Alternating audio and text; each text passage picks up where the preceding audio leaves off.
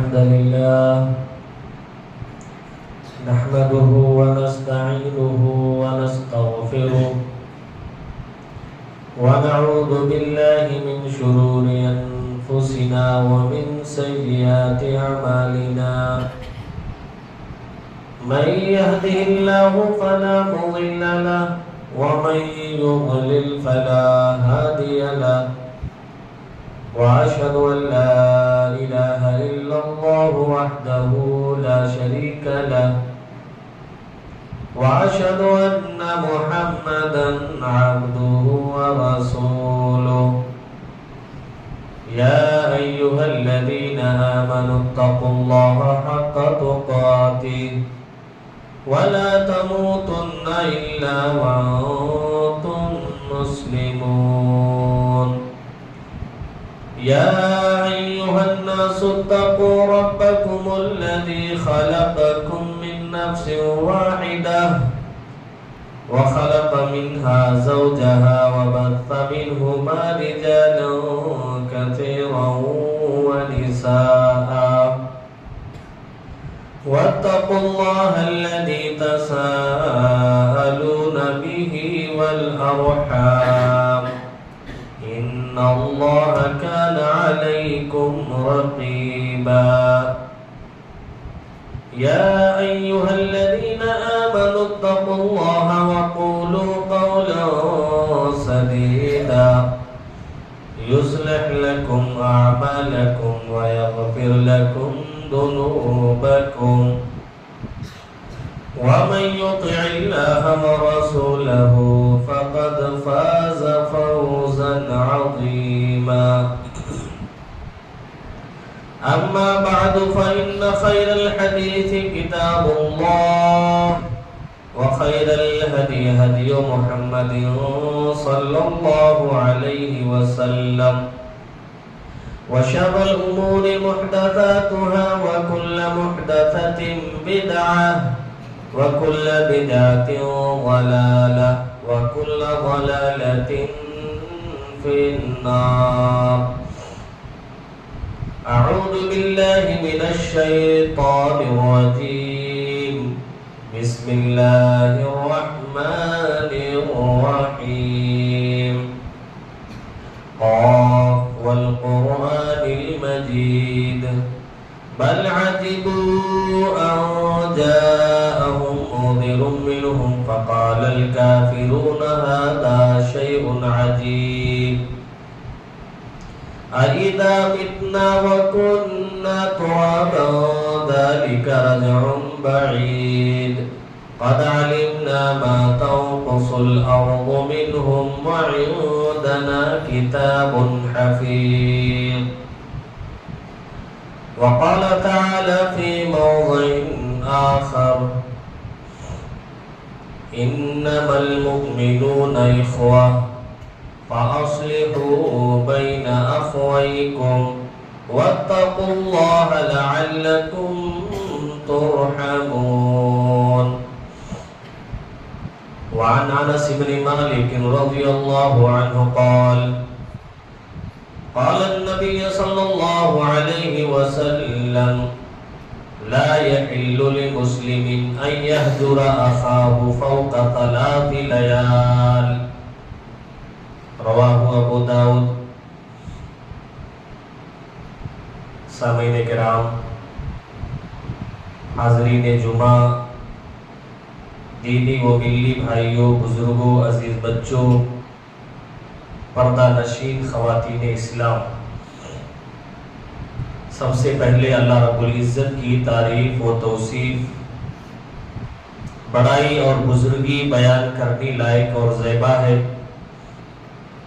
جو ساری جہان کا خالق، مالک اور پالنہار ہے۔ بعدہ درود و سلام نازل ہو تمام انبیاء کرام پر، خصوصاً ہم سب کے آخری نبی جناب محمد رسول اللہ صلی اللہ علیہ وسلم پر۔ اللہ تعالیٰ نے انسان کو دنیا کے اندر پیدا کیا، پیدا کرنے کے بعد اللہ تعالیٰ نے ہر انسان کے مزاج، اس کی طبیعت، اس کے سوچنے کی قوت اللہ نے الگ الگ بنائی ہے۔ طبیعت اور مزاج الگ ہونے کی وجہ سے معاشرے کے اندر رہتے ہوئے ایک دوسرے کے درمیان اٹھتے بیٹھتے ہوئے، رہتے سہتے ہوئے ایک دوسرے کے درمیان کچھ کہا سنی ہو جاتی ہے۔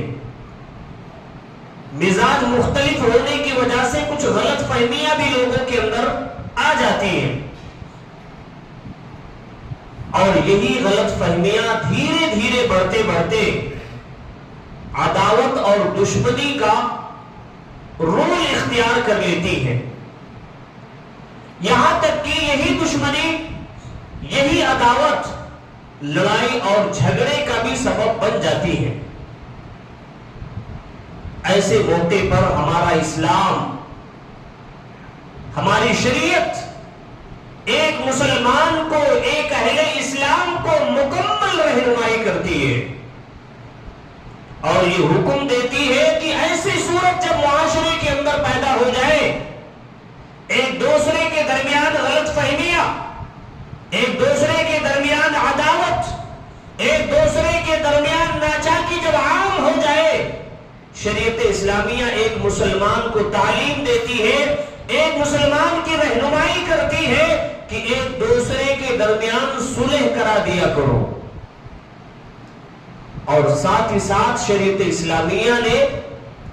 صلح کرانے کی فضیلت بھی بیان فرمائی ہے۔ لیکن جب معاشرے کی حالت دیکھی جاتی ہے، معاشرے میں رہنے والے لوگوں کی کیفیت دیکھی جاتی ہے، تو افسوس ہوتا ہے۔ کچھ لوگ یہ کہہ کر کے نکل جاتے ہیں بھئی ہمارا معاملہ تھوڑی ہے، ہم دوسروں کے معاملات میں تھوڑی دخل دیں گے، جبکہ شریعت کہتی ہے کہ ہر انسان کی یہ ذمہ داری ہے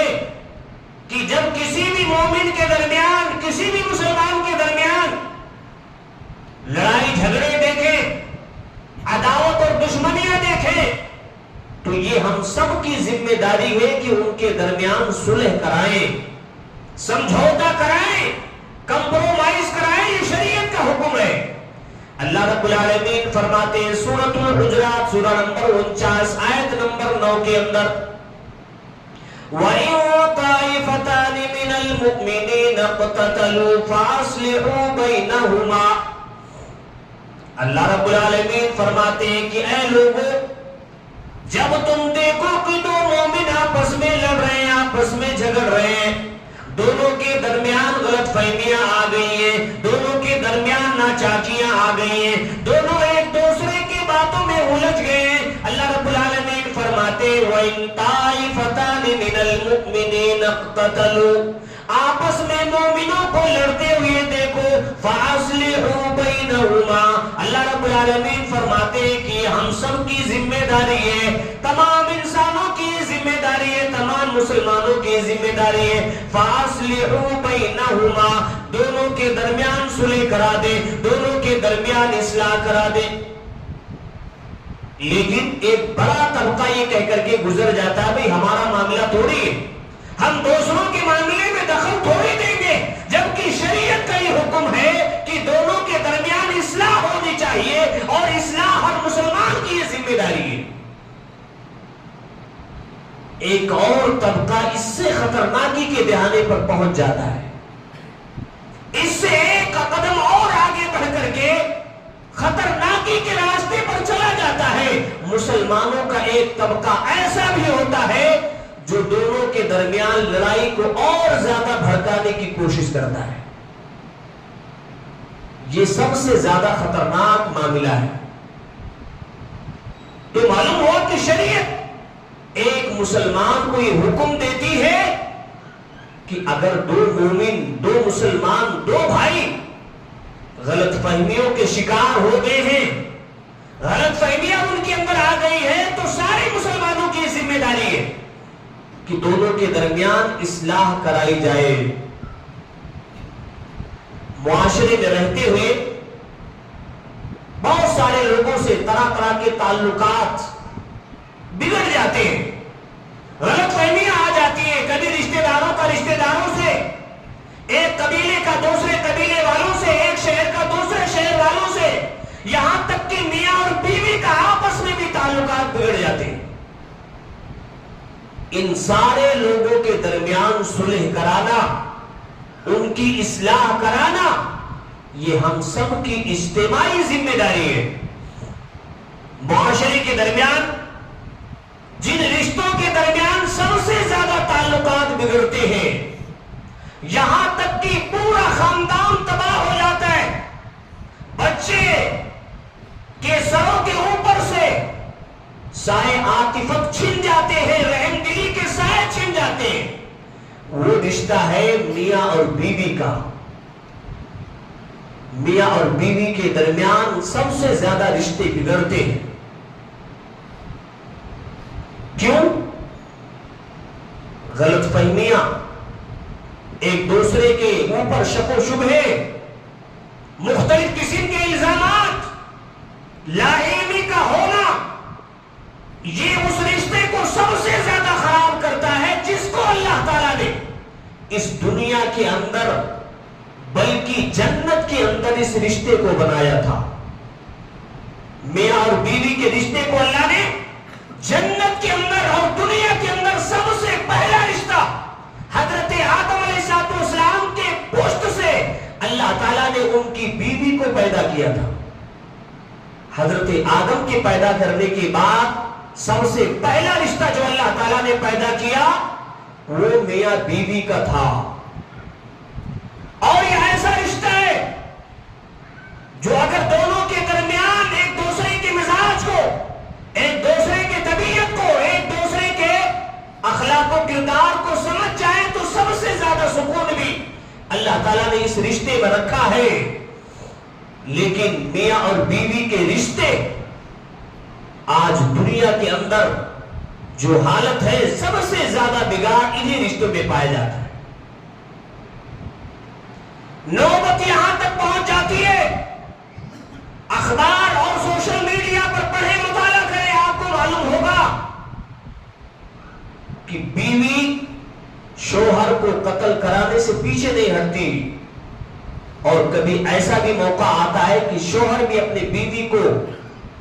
قتل کرانے سے پیچھے نہیں ہٹتا۔ یہ دین سے دوری، اس اہمیت، اس رشتے کی اہمیت کو نہ سمجھنے کی وجہ سے یہ معاشرے کے درمیان اتنے زیادہ تعلقات جو ختم ہوتے ہیں۔ میاں بیوی کے درمیان سب سے بڑی وجہ ایک دوسرے کے مزاج کو، ایک دوسرے کے طبیعت کو نہ سمجھنے کی وجہ سے ہی یہ نوبت پیدا ہوتی ہے۔ شریعت کہتی ہے کہ اگر میاں بیوی کے درمیان ناچاکی تعلقات بگڑے، ابھی بگڑنے کا ڈر ہو، تو ان کے درمیان صلح کرائی جائے۔ اللہ رب العالمین فرماتے ہیں سورہ نساء کے اندر، وَإِنْ خِفْتُمْ شِقَاقَ بَيْنِهِمَا فَابْعَثُوا حَكْمًا مِّنْ أَهْلِهِ وَحَكْمًا مِّنْ أَهْلِهَا إِن يُرِيدَا إِصْلَاحًا يُوَفِّقِ اللَّهُ بَيْنَهُمَا۔ اللہ رب العالمین فرماتے ہیں سرپرستوں کو مخاطب کرتے ہوئے، گھر کے ذمہ داروں کو مخاطب کرتے ہوئے اللہ فرماتے ہیں اگر میاں بیوی کے رشتوں کے درمیان تم کو اختلاف ہونے کا ڈر ہے، اگر بگڑنے کا ڈر ہے، اللہ رب العالمین فرماتے ہیں کہ تو لڑکے والے کی طرف سے ایک گروہ،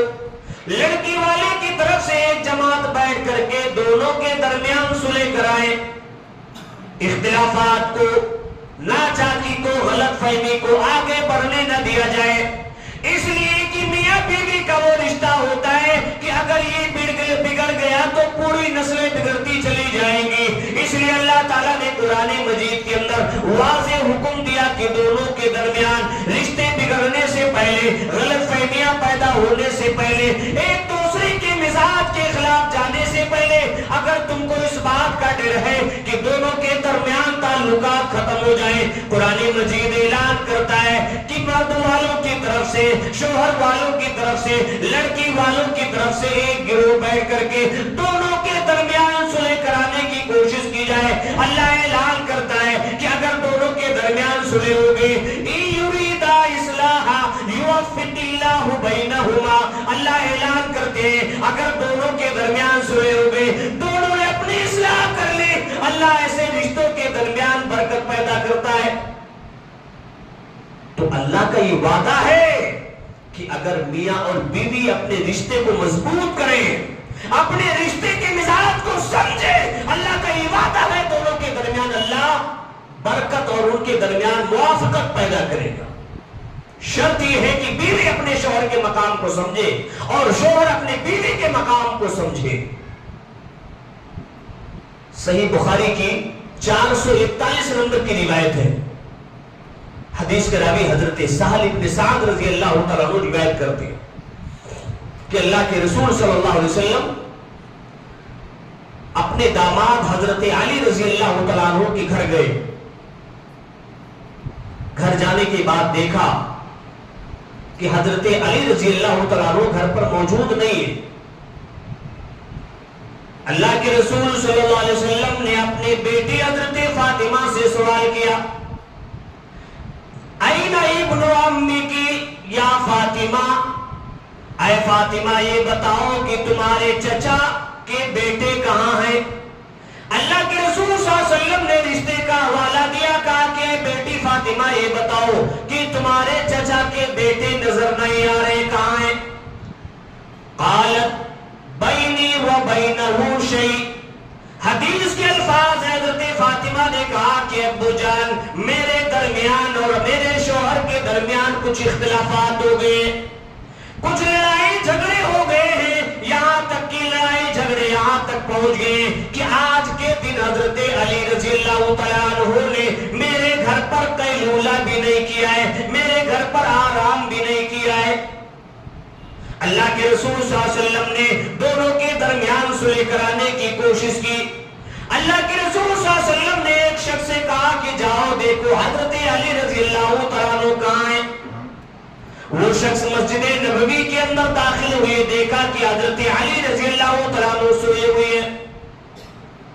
دیکھ کر کے وہ شخص پھر اللہ کے رسول صلی اللہ علیہ وسلم کے پاس آتے کہتے ہیں کہ اللہ کے رسول وَهُوَ مُزْتَجِرٌ فِي الْمَسْجِدِ، اے اللہ کے رسول حضرت علی تو مسجد نبوی کے اندر سو رہے ہیں۔ اللہ کے رسول نے رشتے کی اہمیت کو سمجھا، رشتے کے مقام کو سمجھا، خود نہیں کہا کہ جاؤ بلا کر کے لاؤ۔ اللہ کے رسول صلی اللہ علیہ وسلم وہاں سے چل کر کے مسجد نبوی کے اندر گئے، دیکھا کہ حضرت علی رضی اللہ تعالیٰ عنہ مسجد کے اندر سوئے ہوئے ہیں، مسجد کے اندر سوئے ہوئے ہیں اور حضرت علی رضی اللہ تعالیٰ عنہ کی چادر مبارک زمین پر گری ہوئی ہے۔ رشتے کی اہمیت دیکھیں، میرے نبی کے نزدیک میاں اور بیوی کے رشتے کی اہمیت کو سمجھیں۔ اللہ کے رسول صلی اللہ علیہ وسلم مسجد کے اندر داخل ہوئے، حضرت علی رضی اللہ تعالیٰ عنہ کو فوراً نہیں بیدار کیا، داماد کے چادر کو اللہ کے رسول صلی اللہ علیہ وسلم نے اٹھایا، جو مٹی سے لپٹ رہی تھی، مٹی سے رگڑ رہی تھی۔ اللہ کے رسول صلی اللہ علیہ وسلم نے چادر کو اٹھایا، جھاڑا، پھر حضرت علی رضی اللہ تعالیٰ عنہ کو اٹھا کر کے اللہ کے رسول صلی اللہ علیہ وسلم نے کہا کہ یا ابا تراب قم، اے ابو تراب۔ حضرت علی کی کنیت اللہ کے رسول نے رکھ دی، کہا کہ اٹھ جاؤ۔ اللہ کے رسول صلی اللہ علیہ وسلم نے اپنے داماد کو بیدار کیا، پھر دونوں کے درمیان اللہ کے رسول نے صلح کرائی۔ تو جو تعلقات میاں اور بیوی کے درمیان بگڑنے کا خدشہ ہو، بگڑنے کا ڈر ہو، تو شریعت کہتی ہے کہ یہ گھر کے سرپرست حضرات کی ذمہ داری ہے کہ دونوں کے درمیان رشتہ اور زیادہ بگڑنے نہ پائے، اس سے پہلے دونوں کے درمیان صلح کرا دی جائے۔ اس کے بعد جو رشتہ معاشرے میں بگڑتے ہیں وہ رشتہ داروں کے درمیان، رشتہ دار کوئی بھی ہو، کسی سے بھی رشتہ بگڑ سکتا ہے، غلط فہمی کی بنیاد پر، مزاج الگ ہونے کی بنیاد پر، یا باتوں میں کچھ اونچ نیچ کی بنیاد پر رشتہ داروں میں رشتے بگڑ جاتے ہیں۔ औफ इब्ने मालिक रजी अल्लाह तआला अन्हु रिवायत करते हैं, सही बुखारी की 6073 नंबर की रिवायत है। हजरत औफ इब्ने मालिक रजी अल्लाह तआला अन्हु फरमाते हैं कि हजरत आयशा रजी अल्लाह तआला अन्हा ने कुछ सदका व खैरात किया, कुछ अल्लाह के रास्ते में खर्च किया, जिस पर उनके भांजे हजरत अब्दुल्ला इब्ने जुबैर रजी अल्लाह तआला अन्हु ने कहा कि हजरत आयशा रजी अल्लाह तआला अन्हा को इस तरह नहीं करना चाहिए, उनको खर्च नहीं करना चाहिए। अगर वो ऐसा करेंगी तो आगे हजरत आयशा रजी अल्लाह तआला अन्हा के ऊपर कुछ पाबंदी लगा देंगे, कुछ हजर लगा देंगे। ये हजरत आयशा रजी अल्लाह तआला अन्हा के भांजे हजरत अब्दुल्ला इब्ने जुबैर रजी अल्लाह तआला अन्हु ने कहा। ये बात हजरत आयशा रजी अल्लाह तआला अन्हा तक पहुंची। हजरत आयशा रजी अल्लाह तआला अन्हा ने तहकीक की, क्या वाकई अब्दुल्ला इब्ने जुबैर ने, मेरे भांजे ने इस तरह की बात मेरे खिलाफ की है? आपको बताया गया कि हाँ, हजरत अब्दुल्ला इब्ने जुबैर रजी अल्लाह तआला अन्हु ने इस तरह बात आपके खिलाफ कही है। हजरत आयशा रजी अल्लाह तआला अन्हा ने कसम खा ली, कहा कि अल्लाह की कसम, मैं ये नजर मानती हूं अल्लाह के नजदीक कि मैं अब्दुल्ला इब्ने जुबैर रजी अल्लाह तआला अन्हु से बात नहीं करूंगी। कसम खा लिया हजरत आयशा रजी अल्लाह तआला अन्हा ने। अब्दुल्ला इब्ने जुबैर रजी अल्लाह तआला अन्हु जो रिश्ते में हजरत आयशा रजी अल्लाह तआला अन्हा के भांजे लग रहे हैं, दोनों के दरमियान बातचीत बंद हो गई। हजरत आयशा रजी अल्लाह तआला अन्हा हजरत अब्दुल्ला इब्ने जुबैर से कलाम नहीं कर रही है। हजरत अब्दुल्ला इब्ने जुबैर रजी अल्लाह तआला अन्हु अपनी खाला हजरत आयशा रजी अल्लाह तआला अन्हा के पास नहीं जा रहे हैं। दोनों के दरमियान दूरियां पैदा हो गई,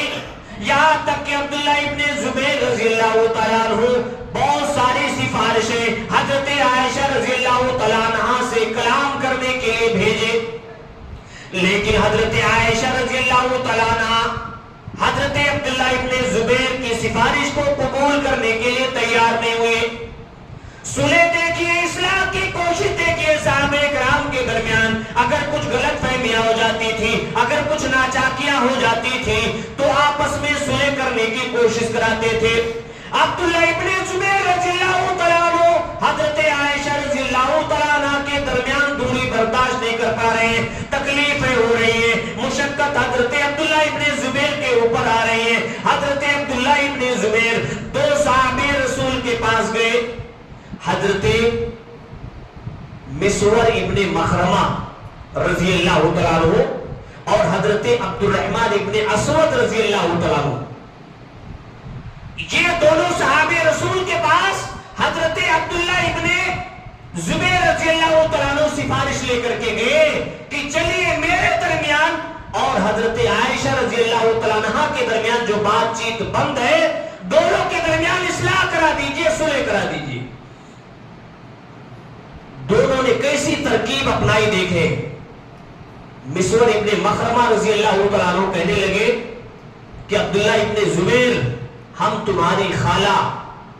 हजरत आयशा रजी अल्लाह तआला अन्हा से जरूर मिला करके रहेंगे। अब्दुर्रहमान इब्ने असवद ने भी और मिसवर इब्ने मखरमा रजी अल्लाह तआला अन्हुमा ने भी, दोनों ने अपने जिस्मों में चादर लपेटी। सही बुखारी के अल्फाज है, सही बुखारी का ही वाकया है। दोनों ने अपने जिस्मों में चादर लपेटी और बीच में हजरत अब्दुल्ला इब्ने जुबैर रजी अल्लाह तआला अन्हु को छुपा लिया। उनको मालूम था हजरत आयशा रजी अल्लाह तआला अन्हा अब्दुल्ला इब्ने जुबैर से सख्त नाराज है, अगर वो देख लेंगे तो फिर घर के अंदर आने की इजाजत नहीं देंगी। लेकिन सहाबा की सुलह की तरकीब देखिए, हजरत मिसवर इब्ने मखरमा, अब्दुर्रहमान इब्ने असवद ने, दोनों ने चादर लपेटी और बीच में हजरत अब्दुल्ला इब्ने जुबैर रजी अल्लाह तआला अन्हु को छुपा लिया। दोनों मिलकर के हजरत आयशा रजी अल्लाह तआला अन्हा के घर पर गए, इजाजत तलब की, सलाम किया, सलाम का जवाब आया। صحابی رسول نے کہا کہ کیا ہم لوگ اندر آ سکتے ہیں؟ حضرت عائشہ رضی اللہ تعالیٰ عنہ نے کہا کہ ہاں آ سکتے ہیں۔ پھر اجازت چاہیے، کیا ہم سارے کے سارے لوگ اندر آ سکتے ہیں؟ پھر حضرت عائشہ نے کہا کہ ہاں سارے لوگ اندر آ سکتے ہو۔ تینوں عبداللہ ابن زبیر رضی اللہ تعالیٰ عنہ دونوں کے چادر میں چھپ کر کے گھر کے اندر داخل ہوئے۔ جب گھر کے اندر داخل ہوئے تو چونکہ عبداللہ ابن زبیر رضی اللہ تعالیٰ عنہ حضرت عائشہ رضی اللہ تعالیٰ عنہ کے بھانجے تھے، حضرت عائشہ رضی اللہ تعالیٰ عنہ خالہ تھی، حضرت عبداللہ ابن زبیر گھر کے پردے کو الگ کیا اور حضرت عائشہ رضی اللہ تعالیٰ عنہ کے پاس پہنچ گئے، لپٹ گئے حضرت عائشہ رضی اللہ تعالیٰ عنہ سے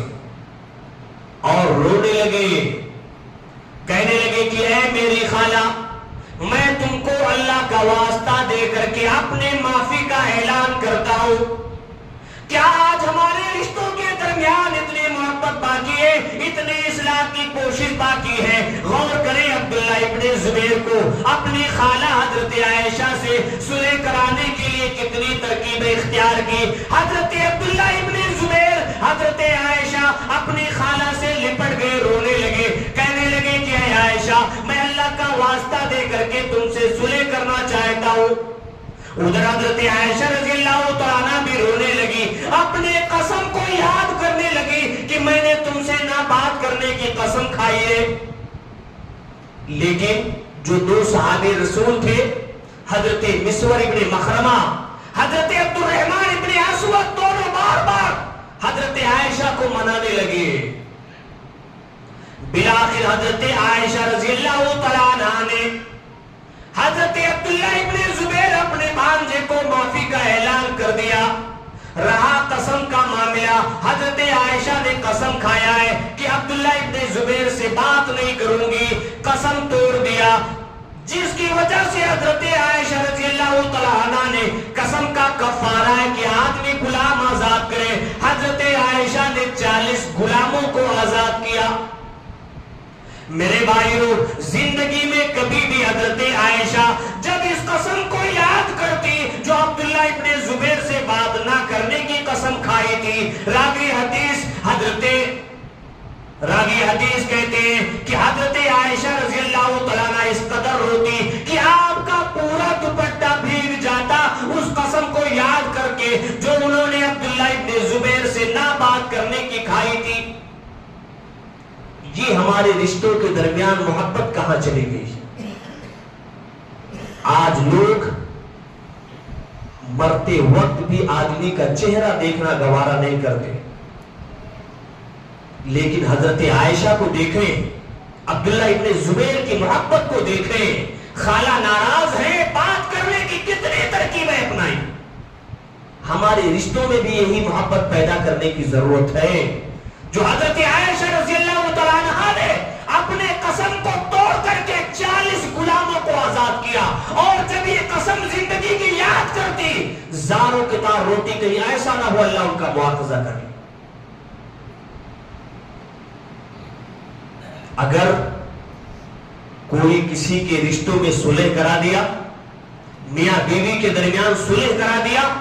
تو شریعت کہتی ہے اس سے افضل عمل نہیں ہے۔ اس کو ہم معمولی عمل سمجھتے ہیں، لیکن شریعت کہتی ہے دو رشتوں کے بچھڑے ہوئے رشتوں کو ملانا۔ اللہ کے رسول صلی اللہ علیہ وسلم فرماتے ہیں، سلسلۃ الاحادیث الصحیحہ کی روایت ہے، نماز پڑھنے، صلح کرانے اور اچھے اخلاق سے بہتر کوئی عمل نہیں ہے۔ سنن ابی داؤد کی روایت ہے، اللہ کے رسول صلی اللہ علیہ وسلم ایک روایت کے اندر یہاں تک فرماتے ہیں کہ یہ نماز، روزہ، صدقہ و خیرات سے بھی افضل عمل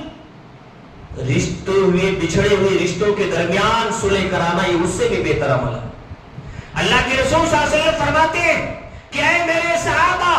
کیا میں تم کو ایک ایسا عمل نہ بتاؤں جو تمہارے نفلی نمازوں سے، نفلی روزوں سے، نفلی صدقہ و خیرات سے بھی بہتر عمل ہے؟ کہا اللہ کے رسول ضرور بتائیں۔ اللہ کے رسول صلی اللہ علیہ وسلم نے فرمایا کہ رشتوں کو، جو بچھڑے ہوئے رشتے ہیں،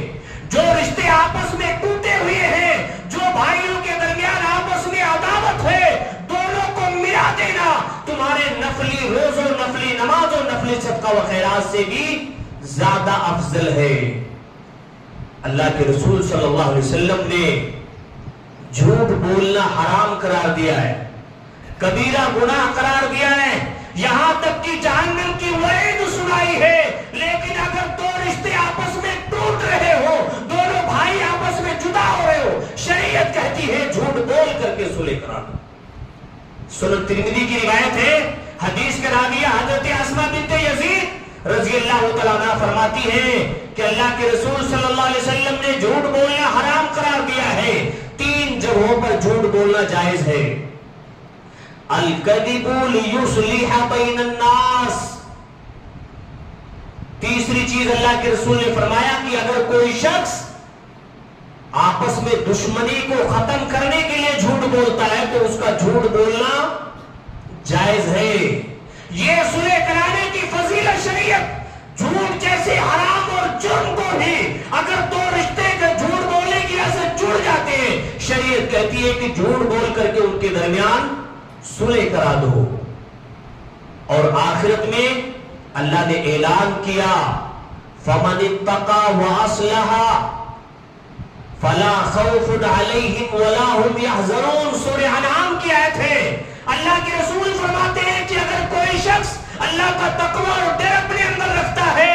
اور لوگوں کے درمیان صلح کراتا ہے، فَلَا خَوْفٌ عَلَيْهِمْ وَلَا هُمْ يَحْزَنُونَ، قیامت کے دن ایسے شخص کے اوپر جس نے دنیا کے اندر اصلاح کرایا، دنیا کے اندر دو رشتوں کو ملایا، میاں بیوی کے ٹوٹے ہوئے رشتے کو ملایا، اللہ اعلان کرتا ہے ایسے شخص کے اوپر قیامت کے دن کوئی خوف، کوئی غم نہیں ہوگا۔ لیکن اگر ہمارے اندر انانیت باقی رہ گئی، میں اس سے کیسے ملوں، میں اس سے بات چیت کیسے کروں، میں تو بہت پرانا دشمن ہے اس سے، شریعت کہتی ہے کہ یہ عمل حرام ہے۔ سنن ابی داؤد کی 4910 نمبر کی روایت ہے، حضرت انس بن مالک رضی اللہ تعالیٰ عنہ فرماتے ہیں لا يحل لمسلم ان يهجر اخاه فوق 3 لیال، اللہ کے رسول فرماتے ہیں کسی بھی مسلمان کے لیے جائز نہیں ہے کہ اپنے دوسرے بھائی سے 3 دن سے زیادہ کلام بند کرے، حرام کام ہے۔ اگر کوئی شخص اپنے کسی بھی مسلمان بھائی سے بات نہیں کرتا ہے تو وہ حرام کام کا ارتکاب کر رہا ہے۔ اگر ایسا شخص بغیر بات کیے ہوئے، بغیر صلح کیے ہوئے مر گیا تو اللہ تعالیٰ ایسے شخص کی مغفرت کو لٹکا دیتا ہے، ایسے شخص کی مغفرت کو لٹکا دیتا ہے۔ صحیح بخاری کی روایت ہے، اللہ کے رسول صلی اللہ علیہ وسلم فرماتے ہیں، حضرت ابو ہریرہ رضی اللہ تعالیٰ حدیث کراوی ہے کہ اللہ تعالیٰ ہر جمعرات کو جنت کا دروازہ کھولتا ہے، ہر جمعرات کو جنت کا دروازہ اللہ تعالیٰ کھولتا ہے، اور اللہ کے رسول فرماتے ہیں اللہ تعالیٰ ہر اس شخص کی مغفرت کا اعلان کرتا ہے جو اللہ کے ساتھ کسی کو شریک نہیں ٹھہراتے،